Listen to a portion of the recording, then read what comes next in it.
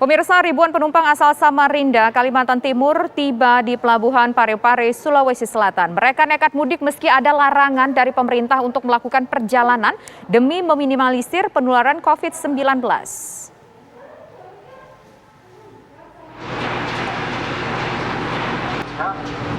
Ribuan pemudik tiba di Pelabuhan Parepare. Mereka berasal dari Samarinda, Kalimantan Timur dengan menumpang 2 kapal laut. Protokol kesehatan ketat terus dijaga oleh petugas agar penumpang yang tiba ini tidak berkerumun. Petugas juga mengimbau agar mereka yang sudah selesai menjalani pemeriksaan kelengkapan dokumen segera meninggalkan pelabuhan. Tetap melakukan pemeriksaan ketat terhadap penumpang yang dari Kalimantan, namun tetap kita melaksanakan protokol kesehatan dan mengimbau kepada masyarakat yang datang dari sana agar memperlihatkan surat-surat prokes yang dibawa dari Kalimantan. Ribuan pemudik ini tetap nekat melakukan perjalanan meski pemerintah sudah menetapkan pembatasan melakukan perjalanan kecuali keadaan darurat untuk meminimalisasi penularan COVID-19. Dari Parepare, Sulawesi Selatan, Rusli Jafar, TV One mengabarkan. Nah, pemirsa, sekarang kita akan berbincang dengan Dr. Arif Fahrialsyam. Dokter, halo dok, dan juga sudah, dan juga sudah terhubung dengan Pak Marsudi Suhud. Assalamualaikum, Pak. Waalaikumsalam warahmatullahi wabarakatuh. Iya, sebelum kita berbincang nih, kita akan mengajak Bapak-Bapak melihat soal gambar banyak yang mudik nih meski di tengah pandemi COVID-19. Kita tahu mungkin niatnya kangen dengan keluarga, ingin berjumpa dengan keluarga. Nah, misalnya nih yang kita lihat nih di Parepare, ribuan warga di pelabuhan, mereka berbondong-bondong, ingin naik kapal, ingin pulang ke kampung halaman mereka. Penumpang ini asalnya dari daerah Samarinda dan tiba di Parepare nih Pak. Mereka melakukan perjalanan mudik, meskipun memang kita lihat mereka ada yang pakai masker, tapi masih ada juga nih ibu yang baju warna ungu tadi pakai maskernya jenis scuba nih kalau kita lihat begitu. Rata-rata memang pada pakai masker. Dan ini kalau kita lihat juga nih kayaknya gambarnya di bandara nih Pak. Selain tadi yang pertama kita lihat gambarnya di pelabuhan, sekarang ini di bandara. Di bandara pun juga cukup padat, meskipun masih PPKM darurat Jawa Bali. Tapi mereka tampaknya tidak bisa membendung rasa ingin pulang kampung halaman, bertemu dengan keluarga tercinta. Mungkin pada saat itu Idul Fitri mereka nggak pulang. Mungkin Bapak bisa lihat nih ya, mulai dari orang dewasa, terus serta membawa anak-anak mereka pergi mudik. Nggak peduli COVID ini tengah bahayanya, mereka percaya aja bahwa akan baik-baik aja mungkin. Ini efeknya akan seperti apa Pak Ari kalau ngelihat dengan masifnya mereka pergi mudik menggunakan public transportation seperti ini? Ya, jadi ini terus terang memang cukup mengkhawatirkan ya kalau kita lihat gambar-gambar tadi ya. Sebenarnya kalau kita lihat angka penambahan jumlah kasus secara nasional ini kan kita boleh dibilang ada perbaikan lah ya, turunnya juga cukup lumayan ya, dari kita sempat tembus di atas 54.000, kemudian turun lagi dan sekarang 34, dan kalau kita lihat trennya bagus sekali. Dan ini juga sebenarnya sejalan dengan berkurangnya mobilisasi penduduk. Kalau kita lihat dari Google Mobility Report itu jelas memang terjadi penurunan secara nasional itu hampir sekitar 50% begitu ya. Nah ini kan kita bisa harapkan di dalam 2 minggu ke depan nih, jadi apa yang dihasilkan ini, dan ini udah mulai turun-turun, tapi dengan kondisi seperti gini, ini yang kita tentu akhirnya cukup mencemaskan juga ini. Situasi seperti ini, apa yang akan terjadi ya bisa saja nih angka yang kita sudah berhasil tekan terus dan mudah-mudahan ini bisa turun terus, ini bisa saja adanya letupan yang sekarang ini kita bisa tunggu misalnya dalam seminggu atau 2 minggu akan datang, ini aja bisa terjadi ada lonjakan baru di sini begitu.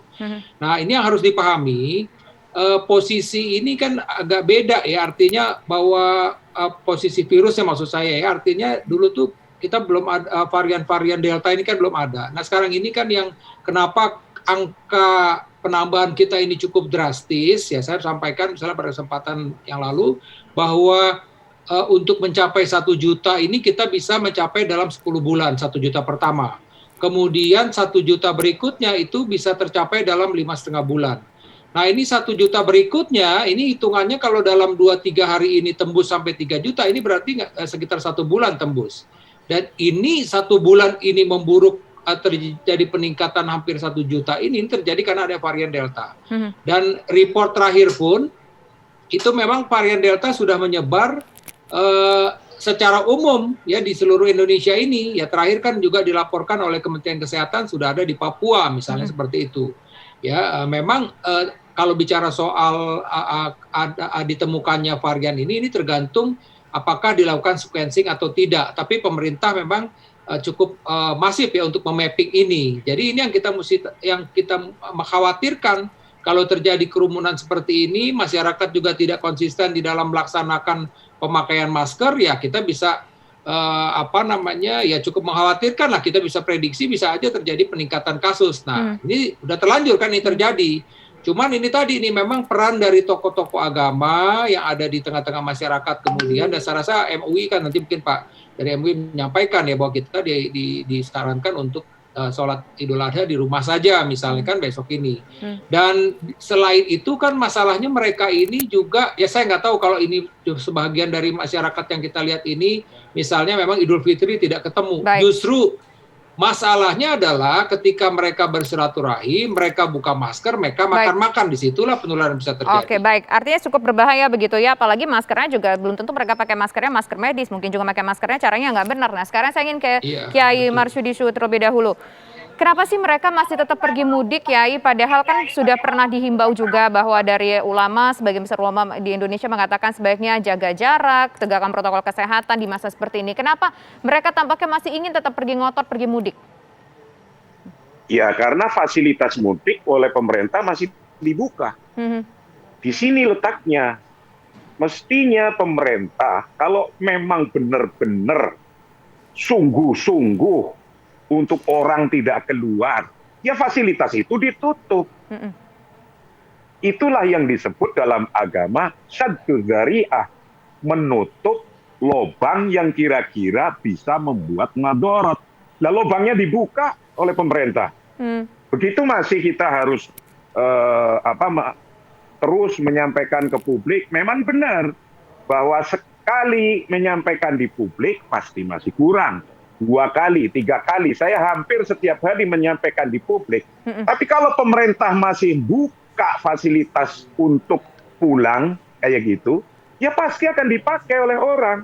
Jadi jangan terlalu disalahkan juga. Coba kalau ditutup kan nggak ada itu orang pulang. Lantas sarannya apa dong? Selain menutup fasilitas, selain menutup itu apalagi yang bisa dilakukan? Apakah memang mereka tidak mendengarkan ulama ketika ulama berbicara? Karena kita tahu bahwa masyarakat Indonesia ini begitu mendengar soal ulama loh. Ketika ulama berbicara, harusnya itu bisa dimasukkan.